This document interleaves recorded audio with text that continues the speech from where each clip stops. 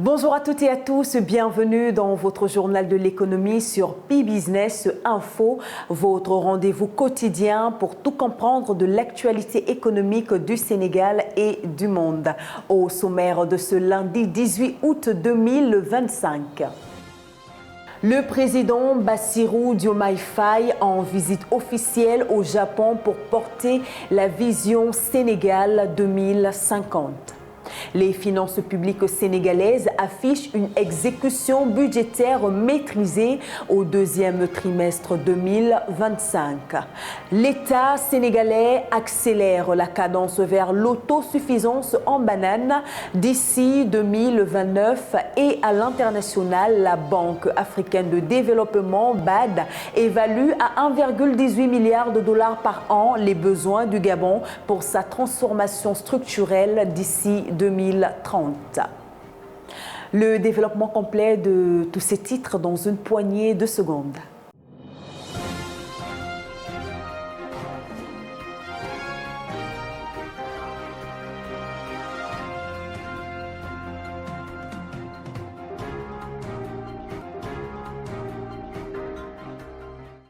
Diplomatie économique Sénégal-Japon. Le président Bassirou Diomaye Diakhar Faye est attendu au Japon du 18 au 26 août. Objectif, renforcer le partenariat stratégique avec Tokyo et présenter la vision Sénégal 2050. À l'agenda, la conférence internationale de Tokyo sur le développement de l'Afrique et la journée du Sénégal à l'exposition universelle d'Osaka. Une mission qui vise à attirer de nouveaux investissements et renforcer la visibilité internationale du pays. Finances publiques, une exécution budgétaire maîtrisée. Le deuxième trimestre 2025 confirme une gestion maîtrisée des finances publiques. Les recettes atteignent 2226 milliards de francs CFA, soit près de 48% de l'objectif annuel, porté par l'impôt sur les sociétés et les taxes indirectes. Les dépenses en capital, elles, restent faibles avec seulement 30% d'exécution. Le déficit budgétaire s'élève à 588 milliards, un niveau jugé maîtrisé et intégralement couvert par les financements mobilisés. Autosuffisance en bananes, cap sur 2029. La filière banane connaît un nouvel élan. Le ministre de l'Agriculture, Dr Mabouba Diagne, annonce une feuille de route claire pour atteindre l'autosuffisance d'ici 2029. Avec une production locale en forte progression, l'objectif est de réduire les pertes post-récolte, moderniser les cultures et remplacer progressivement les importations. En 2025, la production devrait dépasser 112 000 tonnes, un pas décisif vers la souveraineté alimentaire. Élevage 1,45 milliard pour booster le cheptel. Le secteur d'élevage bénéficie d'un financement de 1,45 milliard de francs CFA. Une enveloppe destinée à améliorer la productivité et la qualité des troupeaux, mais aussi à renforcer la souveraineté alimentaire. Cette initiative permettra aux éleveurs d'accroître leurs capacités tout en adoptant des pratiques durables adaptées aux réalités pastorales. Mine Darou Koudos réclame ses fonds.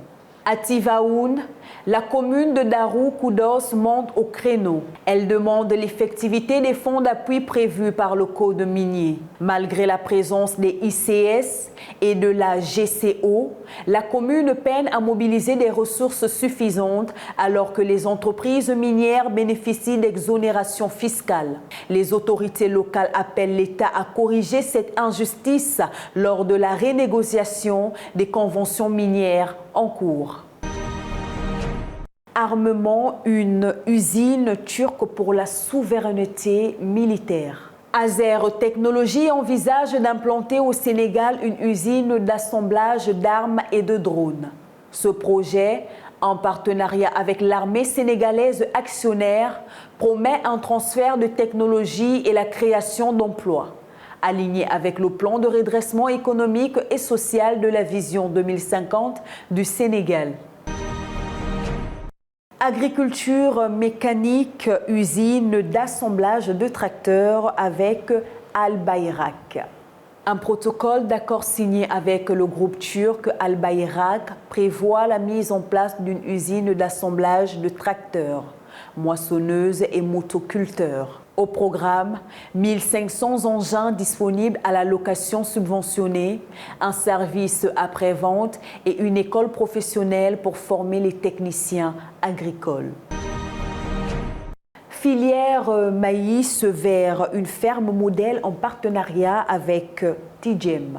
La Turquie et le Sénégal s'associent pour créer une ferme de 500 hectares dédiée à la filière maïs. Ce projet de ferme-école, pourvu d'installations modernes et d'un centre de formation, vise à produire des semences certifiées et augmenter la productivité face à des importations en hausse.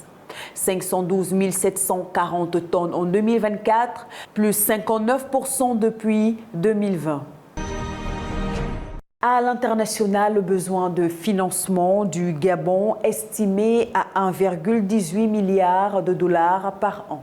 La Banque africaine de développement, BAD, a évalué à 1,18 milliard de dollars par an les besoins du Gabon pour sa transformation structurelle d'ici 2030.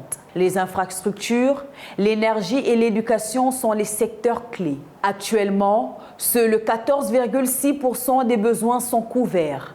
Et combler le déficit nécessiterait une hausse de la pression fiscale d'environ 4,5 points du PIB. Réorganisation du capital d'Ecobank, Nedbank cède 21,22% à Bosquet Investment. Nedbank Group se désengage d'Ecobank pour se recentrer sur l'Afrique australe et orientale. Bosquet Investment, la structure de l'ancien président du conseil d'administration Alain Kanchou, reprend sa participation. Ce retour d'un acteur historique souligne la continuité du projet de croissance et de rendement de la banque panafricaine. VFD Group prépare une levée de fonds de 32 millions de dollars au Nigeria.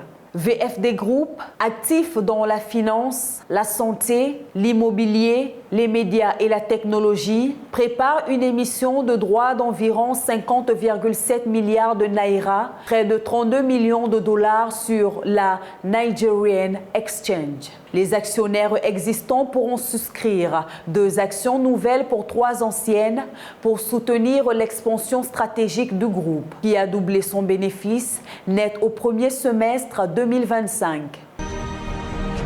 Filière mangue, le Burkina Faso relance ses plantations. Le Burkina Faso distribue près de 400 000 plantes de manguiers entre juin et août 2025. Cette initiative, dans le cadre de l'offensive agro-pastorale et halieutique 2023-2025, vise à renouveler les vergers vieillissantes, augmenter le rendement et renforcer sa position sur le marché international. Minière 60 millions de dollars pour lancer le projet Kabanga en Tanzanie. Lifezone Metal a obtenu un prêt de 60 millions de dollars pour lancer les travaux initiaux du projet de mine de nickel de Kabanga en Tanzanie. L'objectif est de préparer les infrastructures essentielles et atteindre la décision finale d'investissement mi-2026. Sur un projet estimé à 942 millions de dollars permettant d'extraire 902 000 tonnes de nickel sur 18 ans. Voilà qui met fin à cette édition du Journal de l'économie sur Pi Business Info. Merci de nous avoir suivis. On se retrouve demain sur la même chaîne, à la même heure et surtout en gardant la même énergie pour faire ensemble un décryptage complet de l'actualité économique du Sénégal, de l'Afrique et du monde. Bonne journée à toutes et à tous.